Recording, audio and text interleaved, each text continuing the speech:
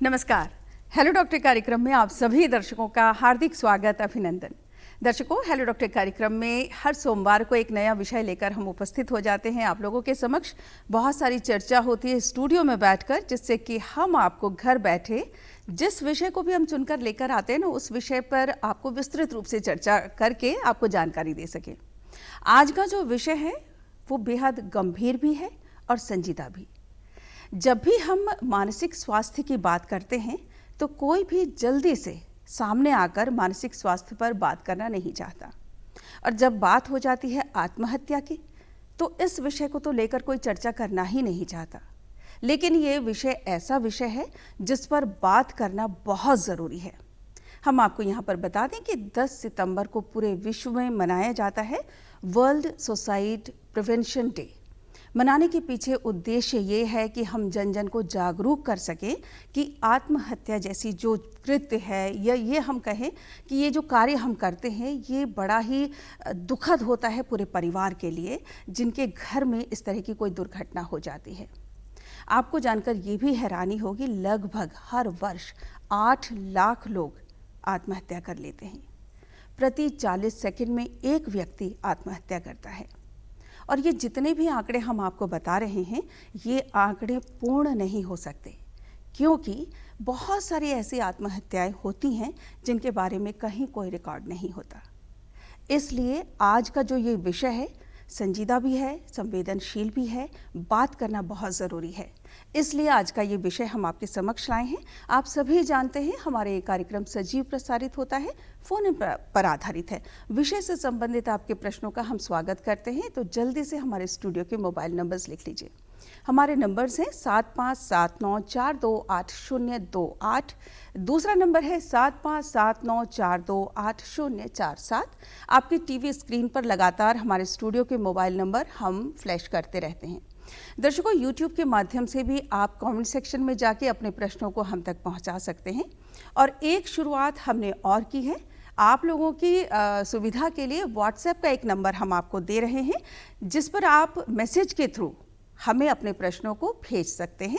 तो आप हमारे व्हाट्सएप का नंबर भी लिख लीजिए। हमारा नंबर है 7300950889। लिख लिया है, मिला लीजिए 7300950889। इस नंबर पर, यानी कि व्हाट्सएप के नंबर पर आप सीधे मैसेज करके अपने प्रश्नों को हम तक भेज सकते हैं। आज जितनी भी बातें होने वाली हैं उस विषय पर, यानी कि मानसिक स्वास्थ्य और आत्महत्या, चुनौतियां क्या क्या हैं और किस तरह से सावधानियां हम सबको रखनी हैं, जिससे कि जो ये आंकड़े हैं उनमें कमी लाई जा सके। बहुत सारी चर्चा करने के लिए आज हमने अपने स्टूडियो में आमंत्रित किया है। हमारे साथ हैं डॉक्टर प्रताप सिंह। आप मुख्य चिकित्सा अधीक्षक हैं, राज्य मानसिक स्वास्थ्य संस्थान देहरादून से आप आमंत्रित हैं। डॉक्टर साहब, बहुत बहुत स्वागत है आपका स्टूडियो में। नमस्कार। साथ ही हमारे साथ हैं डॉक्टर पवन शर्मा, आप मानसिक रोग विशेषज्ञ हैं। डॉक्टर पवन, बहुत बहुत स्वागत है आपका। बहुत बहुत धन्यवाद संजय जी। डॉक्टर प्रताप, सबसे पहले शुरुआत मैं आपसे ही करना चाहूँगी, क्योंकि ये विषय एक ऐसा विषय है, ज़्यादातर लोगों को लगता है मानसिक स्वास्थ्य की जब भी हम बात करते हैं, या ये एक सोच है, समस्या है या बीमारी, हम क्या कहेंगे इसे? देखिए मैडम, इसमें जो मानसिक स्वास्थ्य है ये एक तरह की बीमारी ही है, जिसमें एक कहा जाता है कि जो एक स्वस्थ व्यक्ति होता है, मानसिक रूप से स्वस्थ व्यक्ति होता है, वो दूसरों के बारे में बिल्कुल राइट सोचता है, बिल्कुल सही सोचता है। इसमें से कहीं भी थोड़ी भी अगर कमी आती है तो कहा जाता है कि उनका कुछ मानसिक स्वास्थ्य गड़बड़ है, पुअर है। ये जी जी जी पवन जी, आपसे भी जानना चाहूंगी मैं कि जैसे ज्यादातर लोगों को लगता है कि ये एक सोच हो सकती है, बिल्कुल ये कोई समस्या है, बीमारी बिल्कुल नहीं हो सकती। जी हाँ, जब तक ये सोच हमारे हित में काम कर रही है तब तक ठीक है, और जब ये हमारे हित में काम नहीं कर रही है या विध्वंसक हो जाती है या कुछ नुकसान करने लगती है और हम पे हावी हो जाती है हमारे दैनिक क्रियाओं पे, तब ये यकीनन एक बीमारी का रूप ले लेती है। बिल्कुल, लेकिन उससे पहले सोच है। कितने लोग इसको मानते हैं कि हाँ ये बीमारी है? हाँ, ये तो हमारे समाज की विभीषिका है कि हम लोग मानसिक स्वास्थ्य को कभी भी स्वास्थ्य की कैटेगरी में मानते ही नहीं है, और अगर कोई चुनौती होती है तो हम उसको हमेशा इग्नोर करते हैं, या तो बचते हैं, या उस पर बात नहीं करना चाहते हैं, और या कभी कुछ ऐसी प्रवृत्ति को मान लेते हैं, लगता है कि जैसे आज है कल नहीं है, और या इस पे बात नहीं करनी चाहिए। तो इससे जुड़ी जो शर्मिंदगी और या फिर असुरक्षा या जागरूकता न होने की वजह से कई बार हम इसे नज़रअंदाज कर देते हैं। बिल्कुल, और इसीलिए ये अवेयरनेस जो डे है ये डिसाइड किया गया है कि ये एक ऐसा विषय है जिस पर बात करने से बहुत सारी समस्याओं का समाधान हो सकता है।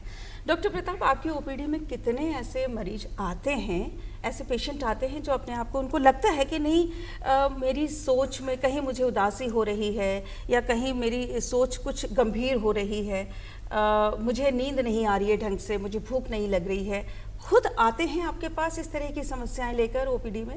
जी हाँ मैडम, ऐसे पेशेंट आते हैं, और यूजुअली मैंने नोट किया है कि इस तरह से लगभग एक डाटा भी है, एक सर्वे भी है कि लगभग 33% पेशेंट जो ओपीडी में आते हैं उनको कुछ ना कुछ साइकेट्रिक डिसऑर्डर होता है, जो कि गुस्सैल होते हैं, या जो बहुत ही मूड जो है उनका डिप्रेशन होता है, एंग्सस होते हैं, या मानसिक उन्माद की स्थिति में होते हैं, इंसोम्निया, नींद ना आना, इस तरह की चीज़ें, मानसिक डिसऑर्डर्स लेकर के वो आते हैं। अच्छा, इस तरह की समस्याएं लेकर खुद ब खुद अपने आप आते हैं? जी जी। और ज़्यादातर लोग मानते नहीं हैं कि ये कोई बीमारी हो सकती है? जी हाँ मैडम, इस मानसिक स्वास्थ्य के साथ एक सबसे बड़ी विडंबना ये है कि कोई ये बात मानने को तैयार नहीं होता है कि वो जो है बीमार है। उसको खुद एक चिकित्सक को या एक मनोवैज्ञानिक को डिटेक्ट करना होता है, बातचीत से उसके इनर को सर्च करना होता है। तो वो हम लोग समझ जाते हैं, जो मेडिकल प्रोफेशनल हैं वो समझ जाते हैं कि ये मानसिक रूप से बीमार हैं, और इनको कॉग्निटिव बिहेवियरल थेरेपी दिया जाना चाहिए या मेडिकल ट्रीटमेंट दिया जाना चाहिए, वो हम लोग समझ जाते हैं। बिल्कुल, ये विषय इतना गंभीर है कि विश्व स्वास्थ्य संगठन ने भी इसके लिए एक दिन निश्चित किया है, और ये माना है कि इस समस्या की रोकथाम हो सकती है। 99.9% आत्महत्याओं को रोका जा सकता है, लेकिन उसके लिए समय पर अवेयर होना ज़रूरी है। डॉक्टर साहब, बातचीत जारी रखेंगे हम, उससे पहले कॉलर जुड़ चुके, कॉल लेते हैं। हेलो, नमस्कार, नाम बता दीजिए अपना। हाँ नमस्ते मैडम, मेरा नाम नंद शुभम मिश्रा है, बाराबंकी उत्तर प्रदेश से। मैं जानना चाहता हूँ अपना मानसिक स्वास्थ्य स्वस्थ रखने के लिए मैं क्या करना चाहिए, और मानसिक उपचार में कितना समय लगता है, और मानसिक रोगों से हमारे शरीर पे किस प्रकार का प्रभाव पड़ता है।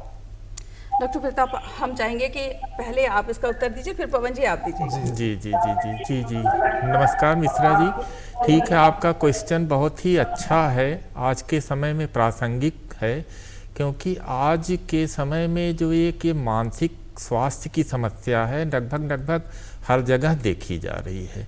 इसमें इसको मेंटेन रखना, इसको संतुलित रखना थोड़ा सा कभी कभी मुश्किल हो जाता है। पहले तो हम ये कहना चाहेंगे कि इसमें जो है थोड़ा सा आदमी का जो कॉन्फिडेंस लेवल है, विल पावर, वो अगर मजबूत रहता है, और किसी चीज़ में जैसे कोई चिंता होती है, चिंता तो स्वाभाविक है, एंग्सस होता है आदमी, चिंतित हो जाता है, कभी कभी वो कोई काम होता, कोई टास्क दिया जाता है, लेकिन इस चिंता का एबनॉर्मल रूप से बढ़ जाना, कोई कारण नहीं है तब भी वो चिंतित है, कोई कारण नहीं है तब भी वो डिप्रेस्ड है, ये एक मानसिक अस्वस्थता का परिचायक है। तो इसमें जो है आप ज़रूर किसी मेंटल हॉस्पिटल या किसी साइकेट्रिस्ट या मनोवैज्ञानिक से संपर्क करें और उनसे सलाह लें। वैसे इतना है कि अगर आप डेली अपने भावों पर, अपने उन्माद पर काबू रखते हैं तो काफ़ी हद तक आप खुद भी एक तरह से मानसिक स्वस्थ रह सकते हैं। पवन जी, किस तरह से अपनी डेली लाइफ जैसे रूटीन होनी चाहिए जिससे कि ये हेल्दी रहें? हाँ, देखिए, जो भी चुनौती आपके पास आती है वो हमेशा किसी न किसी घटना या किसी चीज़ से जुड़े हुए आपकी अपनी सोच से आती है, और आपकी सोच के हिसाब से हो सकता है कोई घटना अप्रिय है लेकिन दूसरे के लिए वो शायद अच्छी है। कोई चीज़, कोई बात ऐसी है जो आपके लिए नाराज़गी है, आपको गुस्सा दिलाती है, लेकिन दूसरे के लिए वो आसान है। बस यहीं से मानसिक स्वास्थ्य खराब होना शुरू हो जाता है। और इसको ठीक रखने के लिए ये होता है कि अगर आपका नज़रिया किसी चीज़ के लिए ठीक से नहीं है तो ज़रूरत है कि आप किसी दूसरे नज़रिए से भी एक बार उसको देखें, समझें और जानें। और यदि आपका नज़रिया काम नहीं कर रहा है तो किसी पेशेवर से भी मदद ले सकते हैं। और दिन की सारी क्रियाओं में अक्सर हमारी आदत होती है कि हम सारी चीज़ें चाहते हैं कि हमारे कंट्रोल में हो, वैसी हो जैसी हम चाहते हैं, जो कि स्वाभाविक नहीं हो सकती हैं। तो उसके लिए आपको थोड़ा सा एरिया देना पड़ेगा, एक्सेप्टेंस यानी स्वीकारता देनी पड़ेगी कि हाँ कुछ ऐसी चीज़ें हैं जो हमारे मन की नहीं हो रही हैं, तो कोई बात नहीं, उसके साथ हम तालमेल बिठा लेंगे। और जब तालमेल बिठा लेंगे तो देखेंगे आप कि जो चीज़ें आपको आए दिन परेशान करती थी वो अब नहीं करेंगी। जैसे एक कॉमन सी बात है कि आप अगर रास्तों में जाते हैं, सड़कों में जाते हैं, तो आपको ट्रैफिक ज़्यादा होने की समस्या आमतौर पर मिलेगी ही मिलेगी। और आपको अगर रोज़ ये समस्या मिल रही है और आप रोज़ परेशान हो रहे हैं तो कहीं ना कहीं आप इसको स्वीकार नहीं रहे हैं। अब जैसे ही स्वीकारेंगे तो देखेंगे आप अपनी जीवन शैली में अपना टाइम को थोड़ा सा अलग मैनेज करेंगे और ये चुनौती फिर आपके लिए आगे चुनौती नहीं रह जाएगी और आप इसको आसानी से निभा करके आगे बढ़ सकते हैं। बिल्कुल डॉक्टर प्रताप, जैसे कि अक्सर हम लोग सुनते हैं, बोलचाल की भाषा में अक्सर लोग कहते हैं कि मुझे बड़ी एंग्जाइटी हो रही है, मुझे तो डिप्रेशन हो रहा है आजकल। मतलब बड़ा कॉमन सी वर्ड हो गए हैं ये, मतलब इसको ना एज अ बीमारी की तरह नहीं बोलते लोग, उनको ऐसा लगता है कि एक स्लैंग की तरह से वो बोल देते हैं कि भाई चलो हाँ ये मुझे डिप्रेशन हो रहा है, मुझे तो एंग्जाइटी हो रही है, मतलब नींद ना आना भी एक समस्या हो सकती है। ये बड़ा लोगों को ये लगता है कि ये भी एक मानसिक रोग हो सकता है। अच्छा, इसके पीछे हम कारणों को जरूर जानना चाहेंगे कि क्या कारण होते हैं मानसिक रोग के। देखिए मैडम, बहुत ही अच्छा क्वेश्चन है आपका।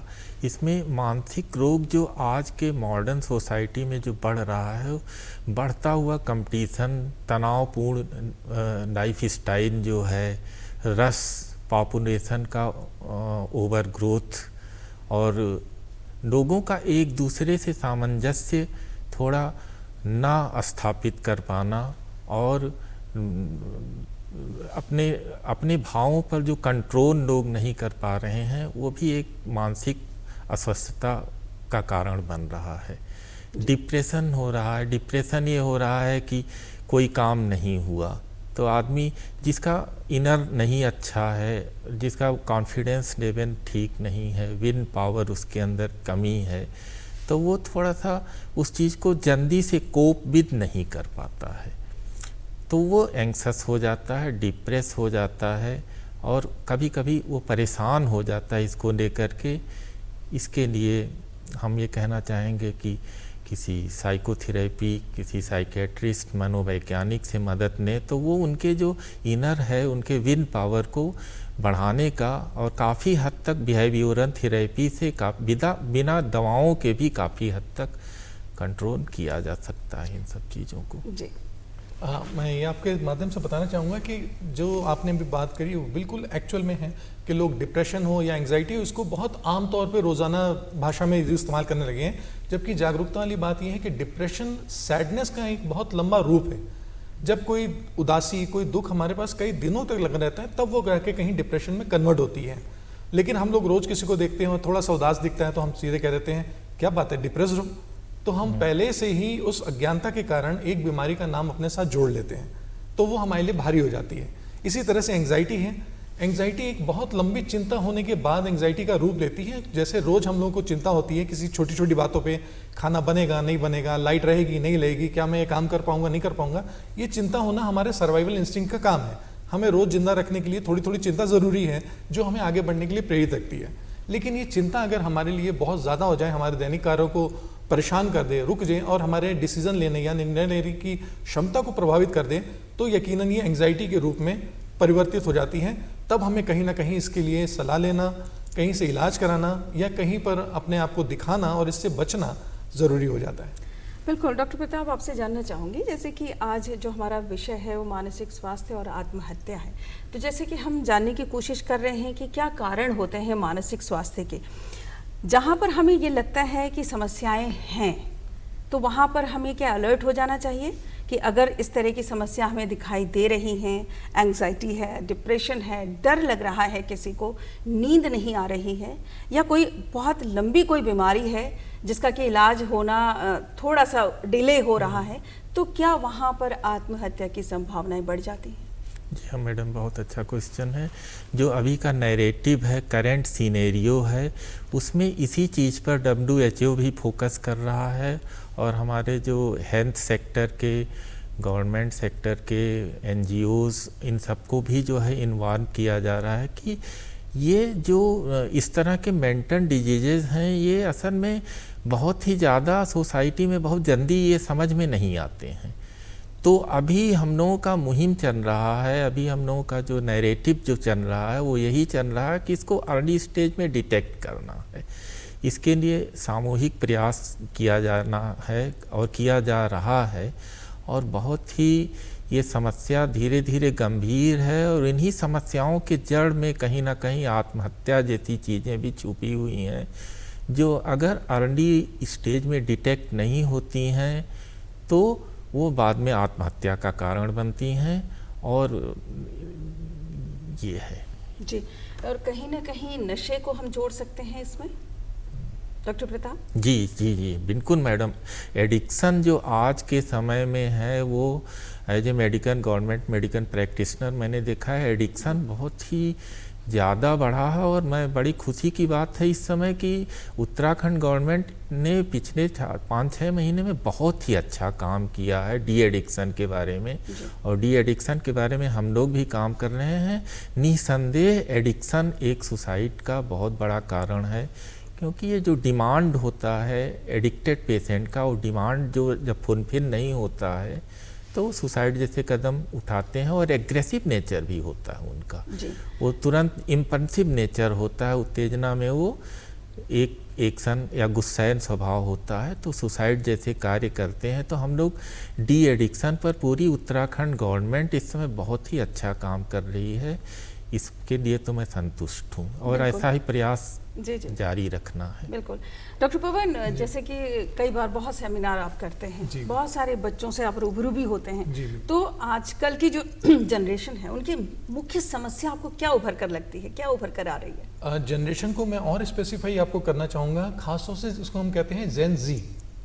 जो हमारी ये जेड जनरेशन है, जी जनरेशन, जो कि खासतौर से 13 साल के 18 साल के बच्चे हैं, इनके लिए बहुत ज़्यादा चुनौतियाँ हैं, क्योंकि इसमें उनको कहीं एकेडमिक प्रेशर भी है, फिर पारिवारिक प्रेशर भी है, पीयर प्रेशर है, और सोसाइटी में देख लेंगे तो सोशल मीडिया और बाकी चीज़ें वो कहीं ना कहीं उनके लिए जीवन में इतना ज़्यादा प्रभाव डालती हैं कि उनकी आकांक्षाएं, महत्वाकांक्षाएं बहुत ज़्यादा हो जाती हैं, जो कि वास्तविक जीवन से उनको एक काल्पनिक जीवन से जोड़ती हैं। इस वजह से वो हर बार कहीं देखेंगे तो वो असंतुष्ट रहते हैं, और कभी अपना परफॉर्मेंस से भी लेकर के और अपनी चीज़ों को लेकर के भी।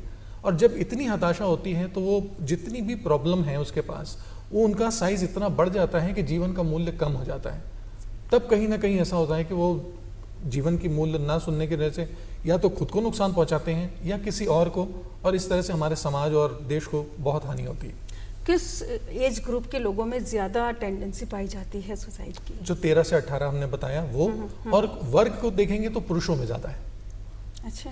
क्योंकि महिलाएं कहीं ना कहीं अगर आप देखेंगे तो हमारे परिवेश में बचपन से इस तरह के कोई ना कोई तनाव को कोप अप करते करते आदी हो जाती हैं, कि या तो घर के माहौल से, जिनको हम पहले से परवरिश के हिसाब से कहें, तो वो अपनी इच्छाएं, अपने माहौल, खुद की इच्छा ना करके वो परिवेश के हिसाब से ढलती हैं। लेकिन पुरुषों में हमेशा से होता है कि उनकी ख्वाहिशों को या उनकी बातों को हमेशा टॉप प्रायोरिटी रखा जाता है, और ज़्यादातर ये होता है कि महिलाएं रो करके अपना इमोशन सारा निकाल देती हैं, और वो फिर हल्की हो जाती हैं, क्योंकि रोना एक बहुत अच्छी साइकोलॉजिकल एक्टिविटी भी है।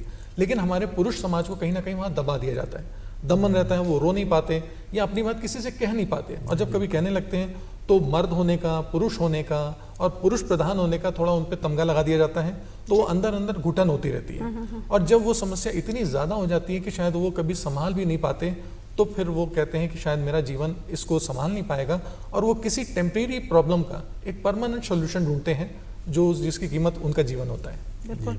डॉक्टर प्रताप, आप अधीक्षक हैं, मुख्य चिकित्सा अधीक्षक हैं मानसिक स्वास्थ्य के, तो जो हमारे आजकल के जो बच्चे हैं, ये कहा जाता है कि जैसे पवन जी ने कहा कि 13 से 18 साल वाले बच्चे एक तरह की उनकी सोच उतनी मजबूत नहीं हुई होती है, लेकिन एक ये भी कहा जाता है कि 18 के बाद एक 29 साल जो 30 साल वाले लोग होते हैं, उसमें सोच तो डेवलप हो जाती है, लेकिन वो गंभीरता भी उतनी ही आ जाती है, जो कि छोटी छोटी बातों को लेकर परेशान हो जाते हैं, और उसके बाद जब वो चीज़ पूरी नहीं हो पाती तो फिर उनको लगता है कि अब कोई रास्ता नहीं बचा है, बस एक ही रास्ता बचा है, हम दुनिया को अलविदा कह देते हैं। जी जी मैडम, इसके बारे में मैं ये कहना चाहूँगा कि बच्चों में तो ये चीज़ डिटेक्ट हो रही है, सुसाइडल टेंडेंसीज़ कभी कभी छोटी छोटी बातों पर पेरेंट्स के डांटने पर पेरेंट्स को भी थोड़ा सा ध्यान रखना चाहिए, क्योंकि जो बढ़ता हुआ सीनेरियो है उसमें ज़रा सा बच्चों के प्रति सेंसिटिव रहें और सीधे सीधे ना डांटें उनको, सीधे सीधे कि तुम कोई चीज़ धीरे धीरे हर चीज़ को एक्सप्लेन करने का। स्कूल कॉलेजेस में भी अभी एम्फेसिस दिया जा रहा है कि ये जो है इनको जो है एजुकेट किया जाए कि किस तरह से वो तनाव से कोप विद कर सकते हैं, लेकिन जब तक ये पूरी तरह से स्ट्रेंथन नहीं हो जाता तब तक बहुत केयरफुल रहे पेरेंट्स। और जो आपने बताया कि 15 से 29 वर्ग में जो सुसाइडल टेंडेंसीज बढ़ रही हैं, उनका मेन कारण है पारिवारिक डिस्प्यूट और इस तरह के आजकल का जो प्रचलन है लव अफेयर और इस तरह की चीज़ें जो युवाओं में बढ़ रही हैं। एडिक्शन उसमें एक कारण है जो कि बहुत तेज़ी से बढ़ रहा है, जिसको कंट्रोल करने के लिए हम लोग और गवर्नमेंट पूरी कोशिश कर रही है। वो एक बहुत बड़ी समस्या है इन जो है केसेज के, सुसाइडल केसेज के होने पर। और इसमें हम आपको बताना चाहेंगे डाटा कि ये सिर्फ मेल नहीं, लड़कियां भी इसमें इन्वॉल्व हो रही हैं और इस तरह के एडिक्शन उनमें भी नोटेड हैं और उनको भी हम लोग रोकने की कोशिश कर रहे हैं और ये सब चीज़ें सुसाइडल टेंडेंसीज को बढ़ावा दे रही हैं। बिल्कुल डॉक्टर पवन, आपसे जानना चाहूँगी मैं कि जैसे अक्सर हमने आजकल सुना है पेरेंट्स ने बच्चे को डांट दिया, जी बिल्कुल, तो उसने गलत कदम उठा लिया, बिल्कुल, फ़ोन की डिमांड की, उसको नहीं मिला, जी, तो उसको लगता है कि अब मेरे पेरेंट्स मुझे नहीं सुन रहे हैं, जी, तो मैं जो है दुनिया को छोड़ देता हूँ। मतलब इस तरह की छोटी छोटी बातों को लेकर इतना बड़ा कदम उठाना, क्या ये मतलब मेंटल हेल्थ कहाँ है? हाँ, असल में ये हमारे यहाँ पे खराब परवरिश का नतीजा है, क्योंकि हमारे यहाँ पे बहुत सारे लोग ऐसे हैं जो कि पेरेंट में माता पिता बन रहे हैं, लेकिन माता पिता का किरदार निभाना कैसे है या ड्यूटी कैसे निभानी है, इसके बारे में उनके पास शायद ज्ञान नहीं है या जागरूकता नहीं है। अगर ये पता चल जाए कि वो किस तरह से बच्चों को पालें, किस तरह से उसके अंदर मूल्य, नैतिक मूल्य, अपने जीवन मूल्य पैदा करें, तो शायद इस तरह की चीज़ें नहीं आएंगी। आजकल हम लोगों के पास पावर टू पे बहुत ज़्यादा हो गई है, यानी हम कुछ भी खरीद सकते हैं, किसी के लिए भी पैसा दे सकते हैं और हमारी मानसिकता ये होती है कि हमारे बच्चे इस चीज़ों को डिजर्व करते हैं। तो उम्र से पहले उनको बहुत ज़्यादा ऐसी चीज़ें लग्जरी देना जो कि शायद समाज के लिए कहीं ना कहीं दिखावा हो सकती है या अपने आप को अपर क्लास दिखाने के लिए उनके हाथ में वो चीज़ें देना, उनके वो साधन देना जिसकी वाकई में उनको मूल्य के बारे में पता नहीं है। और जब कभी हम उनको मना करना चाहते हैं तो समझाने की जगह कई बार हमारे साथ ऐसा हो जाता है कि हम उन पर अधिकार जमाने लगते हैं। और जब हम लगातार उनको सुविधाएं दे रहे होते हैं तो सडन जब हम कट करते हैं तो उसके बाद वो विरोधी हो जाते हैं या बागी हो जाते हैं।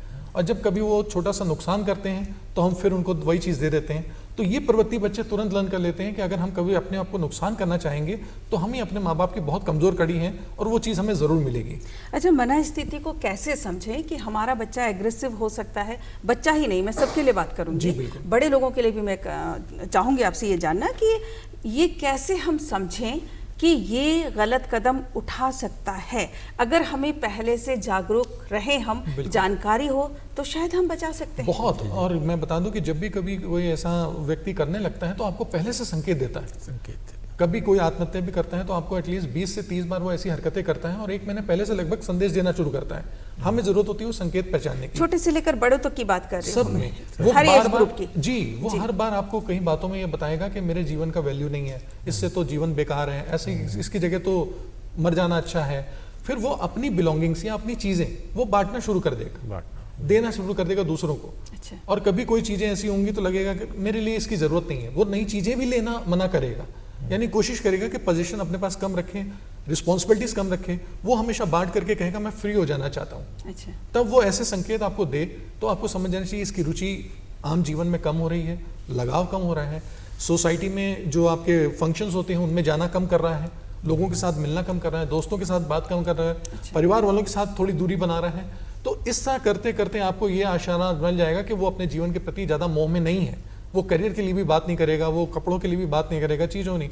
रुझान अगर हट रहा है तो आपको तुरंत समझ जाना चाहिए कि अपने जीवन को कहीं ना कहीं कमतर आंकने जा रहा है। तो जैसे ही ऐसा हो तो तुरंत चाहिए कि हम उसको जीवन मूल्य बताएं। और जैसा मैंने अभी आपसे पहले कहा कि 13 से 18 साल की उम्र तक अगर हम बच्चों के अंदर जीवन मूल्य थोड़े से बढ़ाएं या उसकी वैल्यू बढ़ाएं तो वाकई में जिसका रिजल्ट हमें बाद में 18 से 29, 30, 40 साल में उनकी हरकतों में मिलता है वो कभी नहीं होगा, क्योंकि वो पहले से उस मूल्य को समझ सकेंगे। जिस तरह से हम बच्चों को बचपन में सिखाते हैं कि चोरी करना अपराध है, झूठ बोलना अपराध है, गलत करना अपराध है, तो वो जीवन भर हमारे यहाँ छवि बनी रहती है और इस तरह का हम कदम जल्दी नहीं उठा पाते। तो अगर यही हम उनको पहले से बताएं कि हमारा जीवन ज़्यादा कीमती है, इसको संभालना होता है, तो यकीनन आगे भविष्य में आने वाले कोई आत्मघाती कदम बच्चे उठाने से पहले कोई भी व्यक्ति रुकेगा।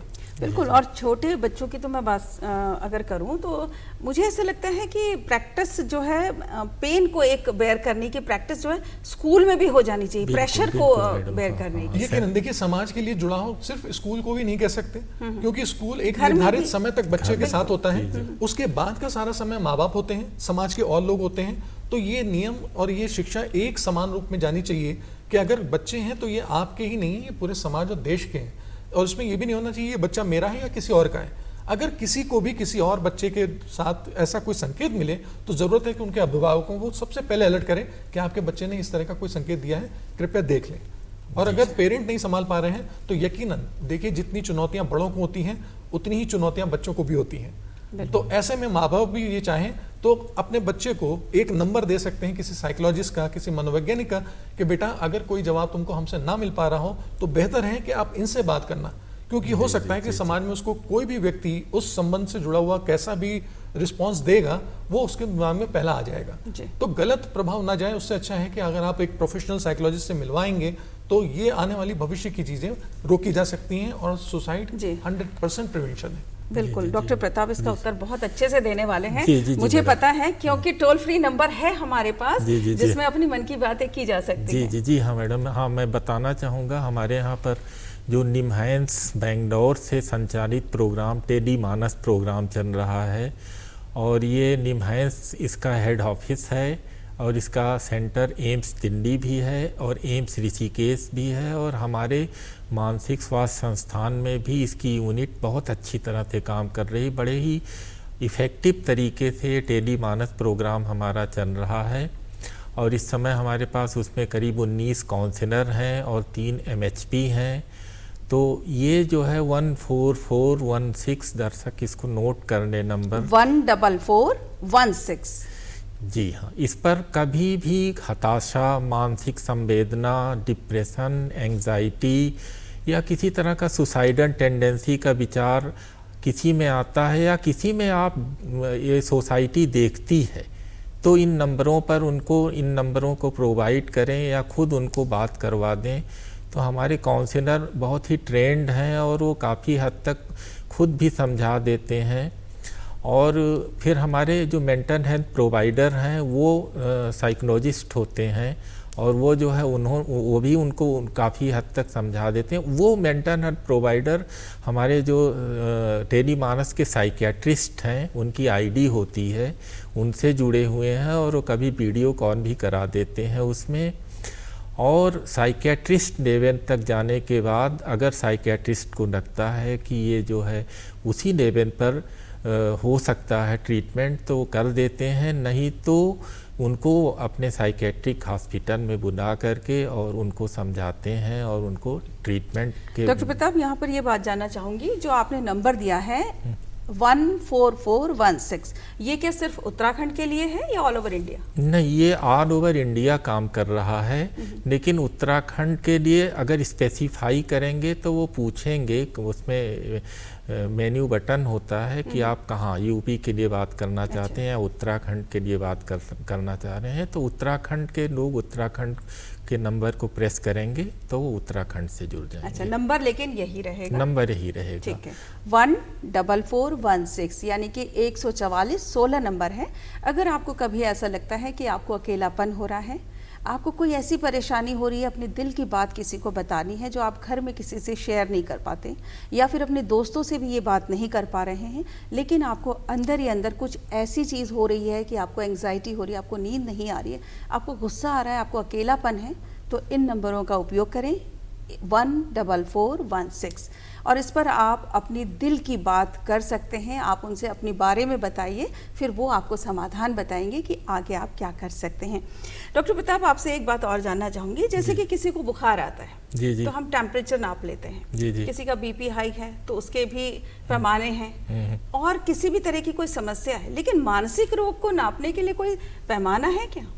जी हाँ मैडम, बहुत अच्छा क्वेश्चन। इसी चीज़ को मैं कह रहा हूँ कि ये मानसिक रोग एक ऐसी चीज़ है, एक ऐसी गुप्त, एक कंसील्ड चीज़ है जिसके बारे में लोगों को अभी भी कोई क्राइटेरिया, इसको डिटेक्ट करेगा हमारा एनजीओ, समाज, और जो हम खुद अपने परिवार में और समाज के लोग किसी को इस तरह का, जैसे कोई बहुत ज़्यादा गुस्सा कर रहा है, कोई बहुत ज़्यादा गाली गलौज कर रहा है, कोई बहुत ज़्यादा सुस्त पड़ा हुआ है, या कोई बहुत ज़्यादा खुश है, और या कोई एबनॉर्मल थिंकिंग आ रही है उसके, कि जैसे उसको कह रहा है कि हमको तो कोई आवाज़ सुनाई दे रही है, जिसको ऑडिटरी हेलुसिनेशन कहते हैं। कोई कहेगा कि हमको विजुअल हेलुसिनेशंस हो रहे हैं, वो कहेगा कि सामने कोई खड़ा है और वो एक्चुअली होता नहीं है। तो ये सब चीज़ें पुअर मेंटल फंक्शन की पहचान है, और इस तरह के हेलुसिनेशन होना ये साइकोसिस के लक्षण हो सकते हैं। लेकिन जो पेशेंट होता है उसको फर्म एंड फॉल्स बिलीफ होता है, वो अपनी, एक नॉर्मल आदमी उसी चीज़ को कहेगा कि नहीं, ऐसा कोई खड़ा नहीं है, ना कोई आवाज़ सुनाई दे रही है। लेकिन ये अगर किसी को समस्या हाँ, है, ऐसी समस्या है, तो उसको दिखाई या सुनाई दे सकता तो है? उसको सुनाई देगा, वो कहेगा नहीं, बिल्कुल सामने खड़ा है, और सामने जो है कोई बोल रहा है, या हमारे दिमाग को कहीं दूर से कोई कंट्रोल कर रहा है और हमको कमांड दे रहा है कि तुम ऐसे करो, और ऐसे कमांड भी दे देता है कि सुसाइड कर लो। बिल्कुल। और इस तरह की जब बातें होती हैं घर में, तो घर वाले ज़्यादातर लोग सोचते हैं कि इसको किसी तरह की कोई हवा लग गई है। हाँ। तो वो क्या करते हैं, किसी साइकेट्रिस्ट के पास या डॉक्टर के पास न जाकर झाड़ फूंक करने लग जाते हैं, जिससे समस्या और गंभीर हो जाती है। डॉक्टर पवन, आपसे ये जानना चाहूंगी, संक्षेप में उत्तर दीजिएगा। आजकल जो घर, एक वातावरण होता है घर में, 5 सदस्य अगर हैं, पांचों के हाथ में मोबाइल है, आपस में बातचीत नहीं है, तो बातचीत होना कितना जरूरी है फोन को साइड में रख के? बहुत ज्यादा जरूरी है, क्योंकि बीमारी, मानसिक बीमारी आने का सबसे बड़ा काम अकेलापन है। और किसी भी बात का आपके पास, जब किसी के साथ बातचीत नहीं होती है, संवाद नहीं होते हैं, तो अंदर ही अंदर उधेड़बुन बनती है, यही ओवरथिंकिंग बनती है, और यही फिर आपके लिए समस्या बन जाती है, और यही फिर रोग आती है।